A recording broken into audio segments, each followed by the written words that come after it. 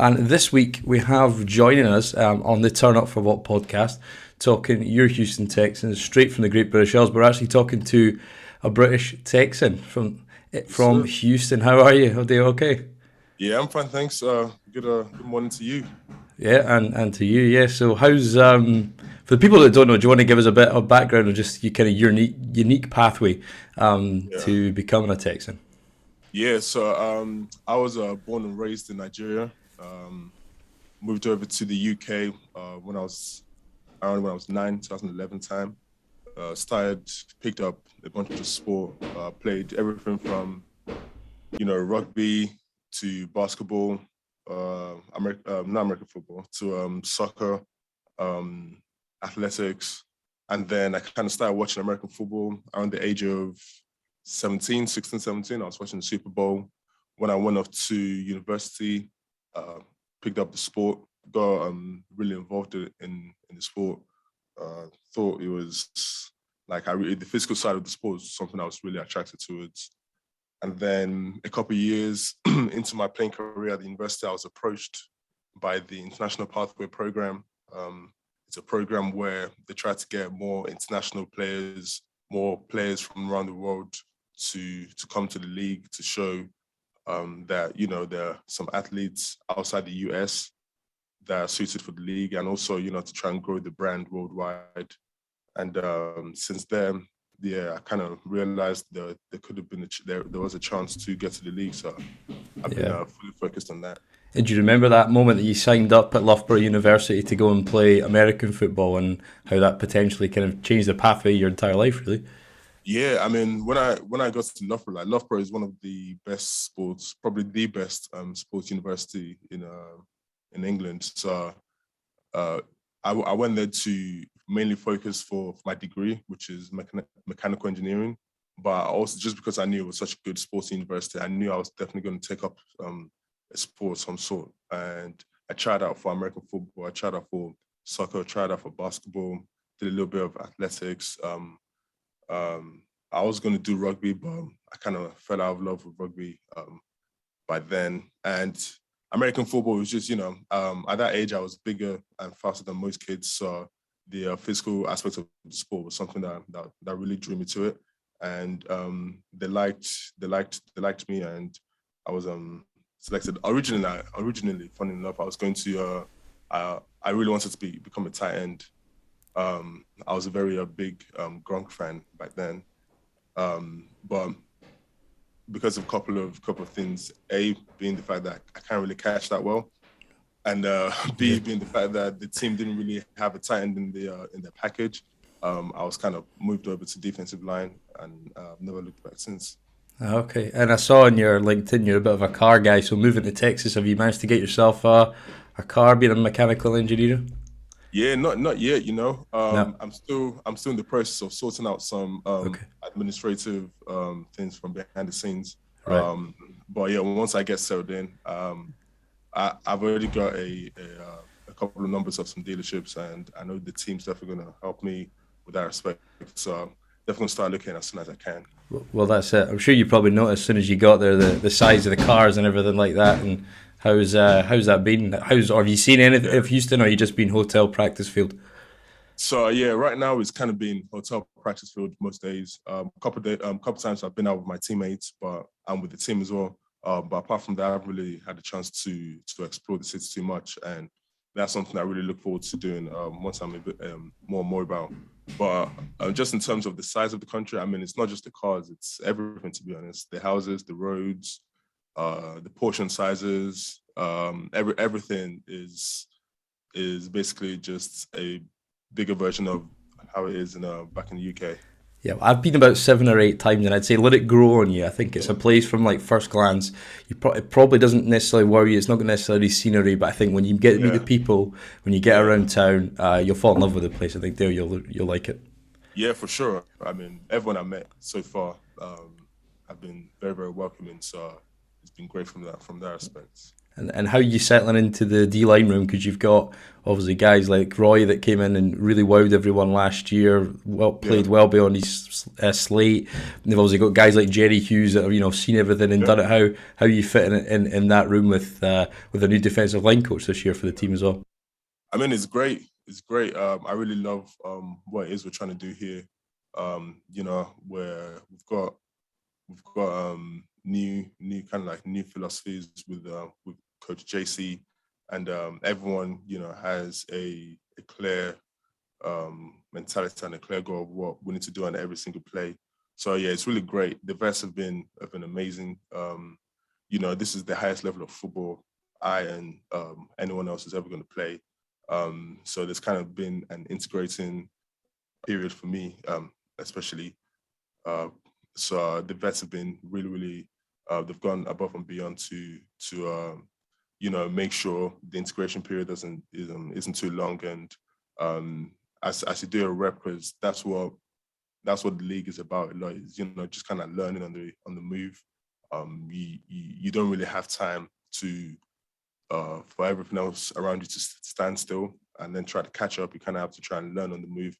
And the vets have been really, really great to showing me exactly what I'm doing well, what I can improve in. So what you trying to improve in your game this year? Did you have a moment where you suited up out there for OTAs and then just cleared up mini camp? Did you have a welcome to the league moment? Has that hit you yet, or has it just all been a blur? I mean, I wouldn't say I've had welcome to the league moment yet, just because at the moment everything we're doing is kind of, I call it like semi physical, like you just put hands on each other, but you're not really trying to take each other down, just because of the rules of what OTAs is about. So I think once the pads go on, it's going to be a little bit more, definitely a lot more physical, but the biggest jump, as you would expect, is just the everyone's physical ability is just that much higher than what I've been used to previously playing in UK and playing in Germany. Everyone's that much faster. Everyone's that much stronger. So it's been something where I've had to adjust to, but I think I've done a pretty decent job, and I look forward to improving even more. Yeah, and what's the kind of part of your games you want to work on this year, and particularly as you head towards kind of pre-season, what do you want to kind of show, and what can people expect when you get a snap, what you're going to give them every down? I mean, I'm just trying to improve or mold my game to a point where I can um, play the system out to the highest level. There's the philosophy behind the system, what a coach is drilling to us every day. Um, the the the main goal is to be consistent at such at a very high level where you can earn the coach's trust. But just in terms of like physical ability, that it's kind of the same for most players. You just want to be as fast as you can, as you can get a little bit get stronger. For me, the biggest thing I probably want to work on for myself is just making sure my hands, my feet kind of intertwined together, because that's such an underrated part of the league.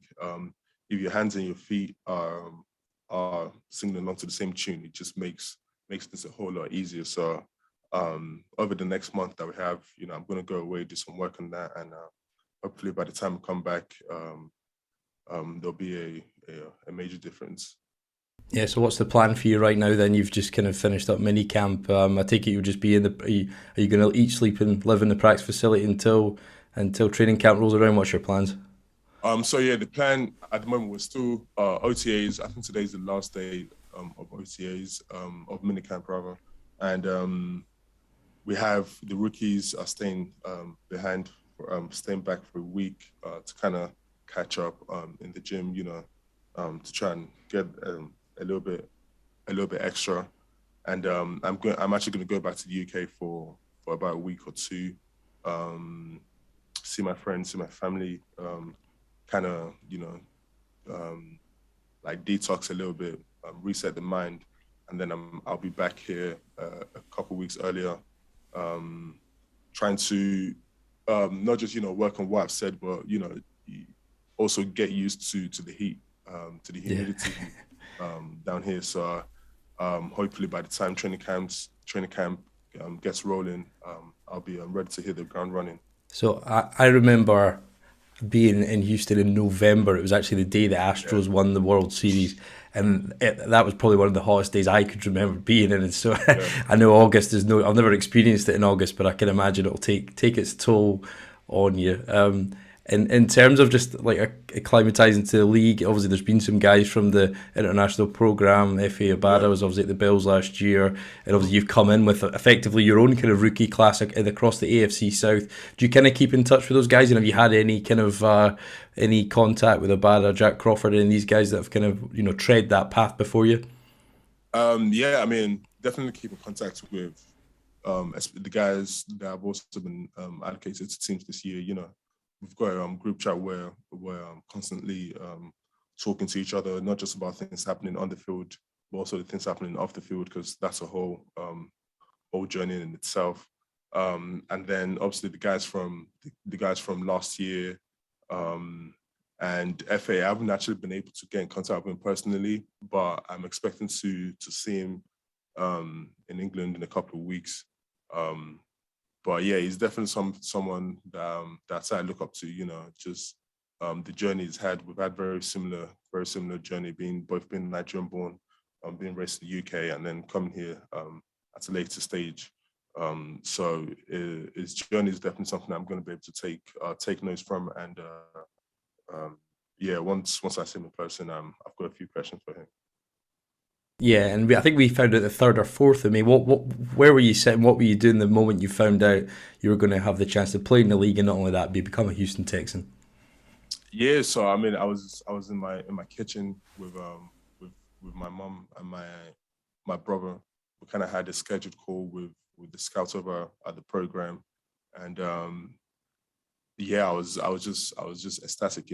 I was very very happy to come to the, not just to be in the league, but to be part of a great organization. But at the same time, I was very anxious for the next stage. I was ready to go, ready to fly out the next day if it was possible, just to try and get started. And as time goes on, you kind of ease into the whole process. You get your own routine going, and then at the end of the day, like I say, it's football. If once you do that well, everything else is just going to fall in place. Yeah, well, that's it, man. We're all rooting for you, so all the best this year. Give it everything you've got, and hopefully we'll be over for a couple of games this year. So hopefully come and try and say hi, and you'll probably see there's a number of people that come for the UK quite a lot to come and see this team in Germany and everything. The reach of it's something special. So congratulations, man. Keep going, keep grinding, and all the best for this season and for your career as well. So thanks for speaking to us. Appreciate the time. That's good. Thank you very much. Thanks for having me. No worries, man.